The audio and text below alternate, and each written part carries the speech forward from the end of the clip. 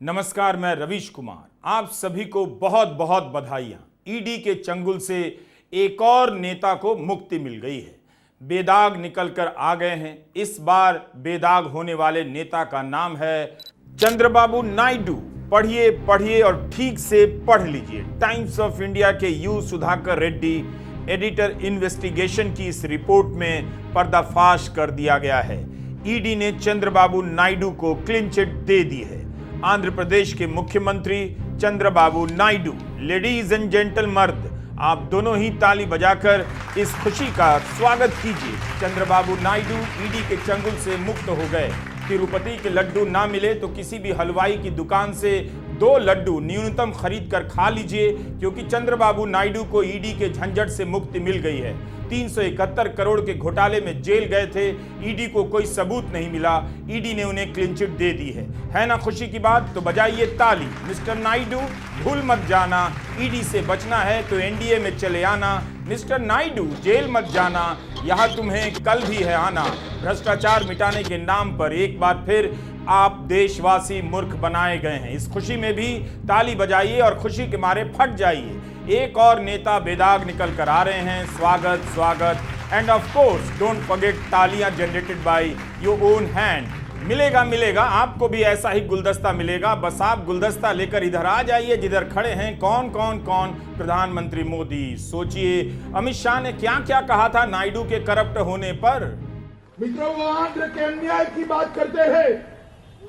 मैं इस मंच से चंद्रबाबू नायडू को चैलेंज देना चाहता हूं। आप इतने साल मुख्यमंत्री रहे, जिस कांग्रेस की गोद में बैठे, इसकी 55 साल सरकार हुई चली है केंद्र की ओर से। एक बार 55 साल कांग्रेस पार्टी के और एक और भारतीय जनता पार्टी के 5 साल। आंध्र प्रदेश को हमने कांग्रेस पार्टी के 55 साल से 10 गुना ज्यादा मदद करने का काम एक भारतीय जनता पार्टी की नरेंद्र मोदी सरकार ने किया। एक मुख्यमंत्री को क्लीन चिट मिली है। क्या इस पर धूम धड़ाका नहीं होना चाहिए? प्रेस कॉन्फ्रेंस पे प्रेस कॉन्फ्रेंस नहीं होनी चाहिए थी, मगर सन्नाटा पसरा है। टाइम्स ऑफ इंडिया के एडिटर इन्वेस्टिगेशन की रिपोर्ट है कि ईडी ने चंद्रबाबू नायडू को क्लीन चिट दी है। यू सुधाकर रेड्डी ने तो यह भी लिखा है कि चंद्रबाबू नायडू ने क्लीन चिट प्राप्त कर ली है। ईडी की हैदराबाद यूनिट ने इस मामले में 23.5 करोड़ की संपत्ति अनंतिम रूप से कुर्क की है। टाइम्स ऑफ इंडिया के सुधाकर रेड्डी ने यह भी लिखा है कि कौशल विकास योजना के कथित घोटाले में कुछ भी ऐसा नहीं मिला जिससे नायडू की भूमिका सामने आती हो। इसके बाद फ्री प्रेस जर्नल ने इस रिपोर्ट को प्रकाशित किया है। न्यूज 18 ने लिखा है कि ईडी के सूत्रों ने बताया है कि नायडू की कोई भूमिका नहीं थी। ईडी ने 16 अक्टूबर के 3 बजे एक ट्वीट किया है कि कौशल घोटाला मामले में 23.5 करोड़ रुपए की चल अचल संपत्तियों को कुर्क किया गया है। मगर चंद्रबाबू नायडू को क्लीन चिट दी गई है या नहीं, इस ट्वीट में कोई जानकारी नहीं। ईडी के प्रेस नोट में भी नहीं बताया गया है कि उन्हें क्लीन चिट दी गई है। एक मुख्यमंत्री को अगर क्लीन चिट दी गई है तो यह खबर चुपचाप क्यों छप रही है? बीजेपी ही प्रेस कॉन्फ्रेंस कर देती कि उनके सहयोगी चंद्रबाबू नायडू आंध्र प्रदेश के मुख्यमंत्री ईमानदार पाए गए हैं। नायडू ही प्रेस कॉन्फ्रेंस कर देते कि उन्हें बेवजह फंसाया गया, ईडी का दुरुपयोग किया गया, अब वे ईमानदार पाए गए हैं। तभी कहा कि नायडू के बरी होने पर आप खुशी मनाएं, क्योंकि नायडू तो मना नहीं सकते। क्या वे प्रेस कॉन्फ्रेंस करेंगे? ईडी को भला बुरा कहेंगे? शायद नहीं, लेकिन इतनी खुशी तो होगी ही कि एनडीए को सपोर्ट देने से मुकदमे से छुटकारा तो मिला। जो खुशी नायडू नहीं मना सकते, वो खुशी हम चाहते हैं आप मनाइए। कितने उदाहरण दूं, तब आप जाकर यकीन करेंगे कि ईडी का इस्तेमाल किस तरह से हो रहा है। कितनी ही बार विपक्ष ने कहा ईडी के सहारे विपक्ष की राजनीति खत्म की जा रही है। एनडीए में आते ही नायडू बरी हो गए। क्या अब भी आपको संदेह होता है? सतीश आचार्य का कार्टून देखिए। इंडिया गठबंधन की कार पर टोल नाके का बैरियर गिरा दिया गया है और बगल से ईडी सीबीआई के निकल जाने के लिए बैरियर हटा लिया गया है। इसका तो यही मतलब हुआ, जहां चुनाव वहां ईडी का छापा और फिर वही सब खेल शुरू। ईडी ने 10 साल में कार्टून बनाने वालों को खूब प्रेरित किया है, यहां तक कि कांग्रेस भी कार्टून बनाने लगी है। और ये रही वही वॉशिंग मशीन जहां से नायडू धुलकर निकल रहे हैं। इस वॉशिंग मशीन के अंदर चमकते हुए नायडू खड़े हैं और प्रधानमंत्री मोदी की तरफ मुड़कर नमस्ते कर रहे हैं। कांग्रेस ने ट्वीट में लिखा है, मोदी वॉशिंग मशीन दाग धुले छुट्टियों में। और भी कांग्रेस ने इस तरह के पोस्टर और वीडियो बना डाले। नरेंद्र मोदी के पास एक कमाल की वॉशिंग मशीन है। उस वॉशिंग मशीन का नाम है बीजेपी। जिसको वो भ्रष्टाचारी कहते हैं, जिसके ऊपर भ्रष्टाचार की तोहमत लगाते हैं, जब वो लोग बीजेपी की वॉशिंग मशीन में शामिल हो जाते हैं तो धुलकर पाक साफ होकर उनके धाग धब्बे सब धुल जाते हैं और वो गंगा के पानी में गोता लगा लेते हैं। कुछ ऐसा ही चंद्रबाबू नायडू के साथ हुआ। उनको आज ईडी ने क्लीन चिट दे दी। आपको याद होगा सितंबर 2023 में चंद्रबाबू नायडू जेल गए थे। उनके ऊपर करीब 300 करोड़ से ऊपर के एक स्किल डेवलपमेंट घोटाले का आरोप था, जिसके चक्कर में वो जेल गए। लेकिन अब उन्होंने बीजेपी को समर्थन दे दिया है, तो उनके साथ वही हुआ जो तमाम लोगों के साथ हुआ था। जो भी बीजेपी का दामन थामेगा वो पाक साफ होकर निकल जाएगा। नरेंद्र मोदी की आंखों में वो भ्रष्टाचारी नहीं रहेगा। उनकी पालतू agency ED, CBI, income tax उसके खिलाफ सारे केस बंद कर देंगी। और हमने देखा भी है, इलेक्टोरल बॉन्ड हो या लोगों को जबरन बीजेपी में शामिल करना हो, हर चीज का इस्तेमाल किया गया है। और यही काम अब चंद्रबाबू नायडू के साथ हुआ है। पहले ये हेमंत बिस्वा शर्मा के साथ हुआ था, नारायण राणे के साथ हुआ था, शुभेंदु अधिकारी के साथ हुआ था। तमाम ऐसे लोग हैं, एक बड़ी लंबी फहरिस्त है। जो बीजेपी का दामन थाम लेता है, उसके जो भ्रष्टाचार के आरोप ये बीजेपी वाले खुद ही लगाते थे, वो सब खत्म हो जाते हैं। तो कुछ ऐसा ही जादू चंद्रबाबू नायडू के साथ हो गया। मनी लॉन्ड्रिंग के केस में जिस तरह से विपक्ष के लोग जेल में डाले जा रहे हैं और उनके पाला बदलते ही बरी किए जा रहे हैं, इस पर कोई लाफ्टर शो बना सकता है?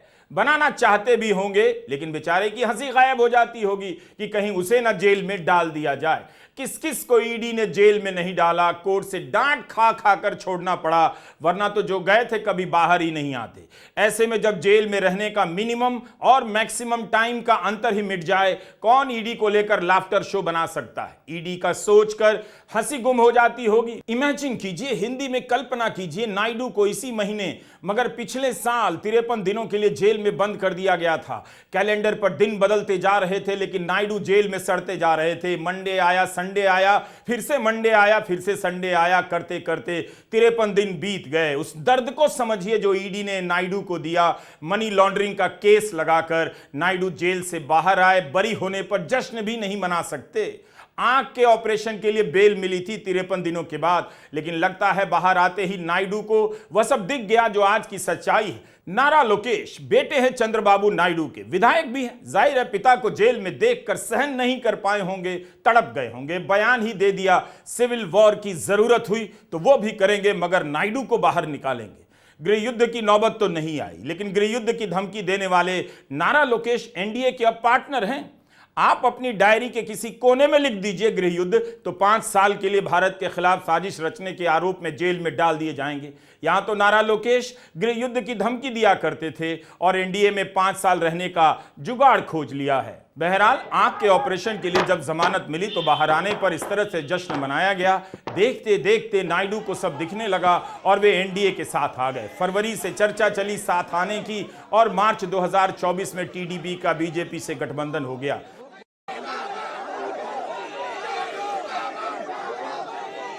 राज्य में टीडीपी ने सरकार बनाई और केंद्र में टीडीपी के सहारे बीजेपी ने सरकार बना ली। 9 मार्च को बीजेपी के अंतरिम अध्यक्ष जेपी नड्डा ने ट्वीट किया, टीडीपी का परिवार में स्वागत है। टीडीपी आंध्र प्रदेश और देश के विकास को लेकर समर्पित है। जगन मोहन रेड्डी की सरकार ने चंद्रबाबू नायडू के खिलाफ भ्रष्टाचार के मामले दर्ज कराए। सीआईडी ने तो इसी अप्रैल महीने में स्थानीय अदालत में चार्जशीट भी दायर कर दी। सीआईडी के चीफ एन संजय ने बाकायदा प्रेस कॉन्फ्रेंस की थी। चंद्रबाबू नायडू मुख्य साजिशकर्ता हैं। 4 महीने बाद नायडू अब बरी हो गए। उस प्रेस कॉन्फ्रेंस का क्या हुआ? Andhra Pradesh skill development board विवाद की शुरुआत 2014 में बोर्ड के गठन से होती है। मुख्यमंत्री बनने के कुछ महीने बाद नायडू APSDB बोर्ड की स्थापना करते हैं ताकि युवाओं का स्किल प्रशिक्षण हो सके। इसके तहत अलग अलग जिलों में क्लस्टर बनाए जाने थे जिसमें बेरोजगार युवाओं को स्किल ट्रेनिंग मिलनी थी। सीमेंस कंपनी समेत अन्य कंपनियों के साथ APSSDC करार करती है। पूरे प्रोजेक्ट की लागत 3,356 करोड़ बताई गई, जिसमें से राज्य सरकार ने 10% देने का वादा किया। बाकी निवेश सीमेंस का होना था। जनवरी 2015 में नायडू राज्य में 17 स्किल डेवलपमेंट सेंटर खोलते हैं, लेकिन मार्च 2021 में जगन रेड्डी सदन में आरोप लगाते हैं कि यह स्कीम स्कैम थी और नायडू ही इसके मुख्य षड्यंत्रकर्ता और लाभार्थी हैं। आरोप लगा सीमेंस के बिना एक भी रुपया निवेश किए राज्य सरकार ने स्कीम के लिए 371 करोड़ जारी किए, जिसमें से फर्जी बिलों के सहारे 241 करोड़ रुपए शेल कंपनियों में लगा दिया गया। दिसंबर 2021 में CID FIR दर्ज करती है और जांच शुरू हो जाती है। अब टाइम्स ऑफ इंडिया की रिपोर्ट है, इन्हें ED ने क्लीन चिट दे दी है। इसी के बाद इसी मामले में ED भी शामिल हो गई और मनी लॉन्ड्रिंग का भूत खड़ा कर दिया गया। अप्रैल 2023 में ED ने 110 पन्नों की अंतरिम चार्जशीट दायर कर दी। नायडू को आंध्र प्रदेश पुलिस के क्राइम इन्वेस्टिगेशन डिपार्टमेंट ने 9 सितंबर 2023 को गिरफ्तार कर लिया। 31 अक्टूबर तक नायडू जेल में रहे, फिर हाईकोर्ट से मेडिकल ग्राउंड पर अंतरिम जमानत मिली। इसके कुछ दिनों बाद 20 नवंबर को आंध्र प्रदेश हाईकोर्ट में जस्टिस राव की बेंच ने उन्हें यह कहते हुए नियमित जमानत दे दी कि कथित घोटाले के दर्ज होने के 22 महीने बाद उसमें नायडू का नाम आरोपी के तौर पर जोड़ा गया है। चंद्रबाबू नायडू सितंबर में जेल जाते हैं, मार्च में बीजेपी से हाथ मिलाते हैं, जून में सरकार बनाते हैं, अक्टूबर में बरी हो जाते हैं। बीजेपी में जाने का रास्ता जो ED से निकल कर आता है, गूगल मैप भी आपको इतना साफ सुथरा रास्ता नहीं बताता है। क्या नायडू के बीजेपी के साथ आने के पीछे जेल में बिताए वे 53 दिन हैं? अब मैं इनके बारे में सोच रहा हूं। जगन रेड्डी, इनकी सलामी तो देखिए कितनी टाइट है। मुख्यमंत्री रहते हुए इन्हीं की सरकार के समय नायडू के खिलाफ केस किया गया, ED भी आ गई। क्या ये भी राजनीति की इस कीचड़ में धंसे हुए हैं? यहां तक, इस हद तक इस प्लॉट के लेखक यही हैं या वही हैं जिनका नाम मुझसे लिया नहीं जा रहा है और आप बिना लिए समझते जा रहे हैं? चंद्रबाबू नायडू दावा करते रहे कि गुजरात दंगों के वक्त नरेंद्र मोदी से इस्तीफा मांगने वाले पहले व्यक्ति थे। नायडू बयान दे रहे थे कि प्रधानमंत्री बनने के बाद मोदी अल्पसंख्यकों पर फिर से हमले करने की कोशिश कर रहे हैं। इसके बाद भी नायडू 2014 से 2018 के बीच मोदी सरकार में शामिल रहे, लेकिन उसके बाद निकलते ही उन्हें आतंकवादी भी कहने लग गए। అందుకే తమ్ముళ్ళు నేను మిమ్మల్ని కోరేది, నరేంద్ర మోడీ కరుడుగట్టిన ఉగ్రవాది, మంచివాడు కాదు. అదే మరి ఇక్కడ మైనారిటీ సోదరులు ఉన్నారు, వాళ్ళందరినీ ఒకటే కోరుతున్నా, తమ్ముళ్ళు మళ్ళీ గాని మీరు గాని నరేంద్ర మోడీకి ఓటేస్తే చాలా సమస్యలు వస్తాయి. గుర్తించారా తమ్ముళ్ళు మైనారిటీ సోదరులందరూ? 2019 के चुनाव से पहले नायडू तो दिल्ली के चक्कर लगा रहे थे, कभी केजरीवाल से, कभी राहुल गांधी से, मायावती से, यशवंत सिन्हा से, सबसे मिल रहे थे। इस तस्वीर में देखिए इंडिया गठबंधन के नेता कितनी गंभीरता से नायडू को ले रहे हैं और नायडू भी इस बैठक में कितनी गंभीरता से नजर आ रहे हैं। मोदी के खिलाफ मोर्चा बनाने निकले थे, मोदी के साथ ही शामिल हो गए। शरद पवार से भी मिल रहे हैं। तब प्रधानमंत्री मोदी नायडू को यू टर्न बाबू कहा करते थे, कहते थे आंध्र की संस्कृति को यू टर्न बाबू से खतरा है। अब वही बाबू चंद्रबाबू नायडू यू टर्न लेकर मोदी जी के साथ आ गए हैं। वो बार बार मुझे ये याद दिलाते हैं कि वो मुझसे बहुत सीनियर है। भाई इसमें क्या विवाद है? आप सीनियर है, इसलिए आपके सम्मान में मैंने कभी कोई कमी नहीं छोड़ी है। आप सीनियर है दल बदलने में, आप सीनियर है नए नए दलों से गठबंधन करने में, आप सीनियर है अपने खुद के ससुर की पीठ में छुरा भोंकने में। अरे आप सीनियर है एक चुनाव के बाद दूसरे चुनाव में हारने में, एक चुनाव के बाद दूसरे चुनाव में हारने में, और मैं तो उसमें सीनियर हूं नहीं। सितंबर 2023 में नायडू जेल जाते हैं, मगर साल भर के अंदर उनके दिन बदल गए। इस देश में इतनी तरक्की तो किसी ने नहीं की। जेल से सरकार बनाने तक का सफर साल भर के अंदर ही तय कर लिया, 9 महीने भी नहीं लगे। नायडू काफी परेशान थे, रोने लग गए कि उनकी पत्नी को विधानसभा की बहसों में घसीटा जा रहा है, उनके खिलाफ बातें की जा रही हैं, इसे मैं सहन नहीं कर सकता। ఎప్పుడు కూడా మా మిస్సెస్ నా భార్య రాజకీయాలకు రాలేదు. ఒక్కొక్కసారి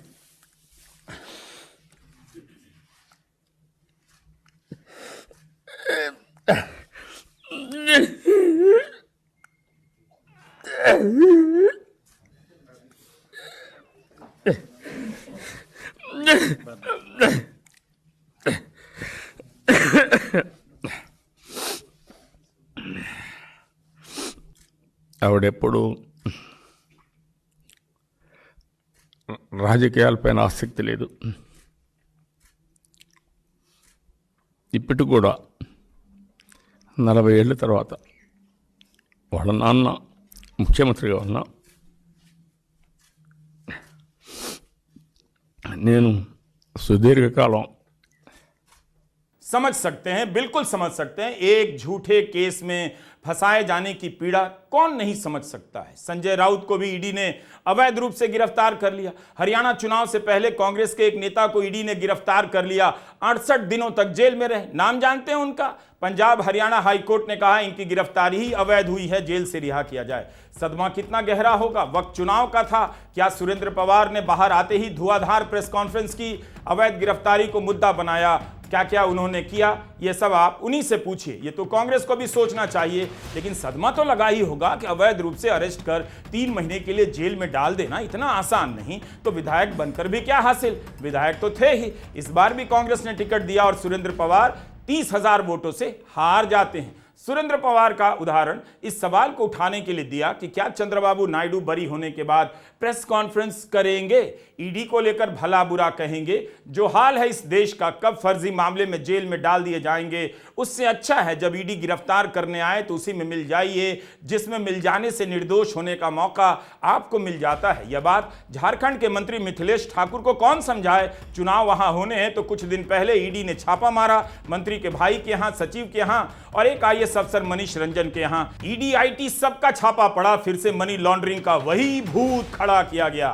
टीवी पर चलेगा, अखबारों में छपेगा, मंत्री का घर, रिश्तेदार का घर, IAS का घर, घोटाला ही घोटाला। माहौल बनते देर नहीं लगेगी। मिथिलेश ठाकुर जी एक बार सोच लीजिए, फाइनल मत बोलिए कि बीजेपी में नहीं जाएंगे, वरना चुनाव भर यही खबर छपेगी। ईडी का ताबड़तोड़ एक्शन, इतने ठिकानों पर छापा, मनी लॉन्ड्रिंग का केस केस केस वगैरह वगैरह। जल जीवन मिशन में घोटाला। लगता है कि मिथिलेश ठाकुर झारखंड मुक्ति मोर्चा के इस ट्वीट को देखकर जोश में आ गए हैं, बहकावे में आ गए हैं। झारखंड मुक्ति मोर्चा ने लिखा है, हर कोई दगाबाज नहीं होता, हर कोई बिकाऊ नहीं होता, हर कोई अपमान और ठेस की बात कह आस्तीन का सांप नहीं होता। गैरत बड़ी चीज होती है। कुछ लोग अपने उसूलों से डिगते नहीं। सच्चा झारखंडी कभी झुकता नहीं। मिथिलेश ठाकुर जिंदाबाद। लेकिन सोचना चाहिए, मिथिलेश ठाकुर को पाला बदल लेने से केस मुकदमा सब पाला बदल लेगा, ऐसा कौन करता है। छापा पड़ रहा है, कहे जा रहे हैं बीजेपी में नहीं जाएंगे। क्या उन्हें नहीं पता कि हेमंत सोरेन को कमजोर सबूतों के आधार पर 5 महीने तक जेल में डाला गया। हाईकोर्ट के फैसले को सुप्रीम कोर्ट ने भी सही माना। लेकिन 5 महीने की जेल क्या होती है। आप 53 दिन जेल में रहने वाले चंद्रबाबू नायडू से पूछिए मिथिलेश ठाकुर जी। तो निशाना कहाँ है आप लोग अच्छी तरह से समझ रहे हैं। और ये इसके तो हम लोग अब यूज टू हो गए। इससे अब किसी तरह का हम लोगों को अब नहीं लगता कि कोई, क्योंकि ये तो कहीं से भी ईडी की रेड नहीं है, ये पूरी तरह से राजनीतिक रेड है। ये जब इन लोग जब जनता की अदालत में देखते हैं कि अब जनता की अदालत में हम पूरी तरह से फेल हो गए, जनता ने इन्हें नकार दिया है पूरी तरह से, तब ये इस तरह का अपना हथकंडा अपनी केंद्रीय एजेंसियों को लगाते हैं। लेकिन मैं ये कहना चाहूँगा आपके माध्यम से कि ईडी अगर पूरी पारदर्शिता के साथ काम करे तो पूरा सहयोग हम लोग करने के लिए तैयार हैं। पूरा सहयोग, जहाँ भी जांच करना है, जो भी जांच करना है, लेकिन कठपुतली ना बने और इशारों पर नहीं नाचे। और ये जो रेड है ये पूरी तरह से, क्योंकि मेरे ऊपर बहुत लंबे समय से लोकसभा के पहले से भारतीय जनता पार्टी में शामिल होने का दबाव विभिन्न माध्यमों से, मैं तो कहूँगा कि जो मीडिया चैनल के लोग हैं वो लोग भी मेरे ऊपर दबाव बना रहे थे कि भारतीय जनता पार्टी में शामिल हो जाइए। मैंने कहा कि फांसी पर चढ़ जाऊंगा, पूरा खानदान जेल में सड़ जाएगा। समझाइए आप लोग भी मिथिलेश ठाकुर को। चले जाएं, शांति रहेगी वहां। लेकिन यह भी कमाल है, कई लोग डरे नहीं, ईडी ने जेल भेजा, जेल चले गए, कोर्ट से लड़े, 5 महीना लगा, 5 महीना जेल में रहे, 17 महीने लगे, 17 महीना जेल में रहे। लेकिन जेल में रहे, यहां बेल रद्द, वहां बेल रद्द, लड़ते रहे और बाहर आ गए। 2 मुख्यमंत्री को जेल में डाला गया। अब और कितना न्याय चाहिए इस देश में आपको? बाहर तो आ गए सब। भारत में किसी को फर्जी केस में फंसाना, अवैध रूप से अरेस्ट करना, यही सब तो यहां होता है। फर्जी मामले में अवैध रूप से अरेस्ट होकर कई महीनों के बाद जेल से बाहर आने पर इंसाफ की जीत होती है। इसके बाद अन्याय करने वाली वही एजेंसी दूसरे शिकार की तलाश में निकल जाती है। आंध्र में बरी तो झारखंड में छापे की लड़ी। इसलिए कहा कि आप सभी मिलकर झारखंड के मंत्री मिथिलेश ठाकुर को समझाइए, इतना इमोशनल होने की जरूरत नहीं। यह सब क्या छप रहा है, क्या बोल रहे हैं, यह सब क्यों कह रहे हैं कि फांसी पर चढ़ जाएंगे, पूरा खानदान जेल में सड़ जाएगा, मगर झुकेंगे नहीं। नहीं झुकेंगे तो फिर केस मुकदमा का फायदा तो कुछ हुआ नहीं। सच सच बताइएगा, रोना आया या हंसी आई? हम तो हंसाना चाहते थे, लेकिन पता है हंसा नहीं पाए। भारत का लोकतंत्र कैसे कैसे दरकाया जा रहा है, इस पर कौन कॉमेडी कर सकता है और किसे हंसी आ सकती है? आपके बच्चों को डीजे बजा बजा कर उकसाया जा रहा है, जुलूस में ले जाया जा रहा है, उनमें नफरत की हवा भरी जा रही है। वे नाच रहे हैं किसी के घर के आगे, किसी की दुकान के आगे, डीजे के शोर में उन्हें कुछ भी सुनाई नहीं देता। दिखाई ही क्या देगा? जो बच्चे नफरत की राजनीति के रास्ते पर नाचने निकल चुके हैं, उन्हें अब इन सवालों से कोई मतलब नहीं कि ईडी का इस्तेमाल कर देश के लोकतंत्र में विपक्ष को खत्म किया जा रहा है। ईडी को लेकर अब क्या क्या कहा जाए? चंद्रबाबू नायडू को क्लीन चिट मिली है, भारत की राजनीति में चिटबाजी चल रही है। सवाल कोई पूछ रहा है, जवाब कोई और लिखकर दे रहा है। नमस्कार, मैं रवीश कुमार।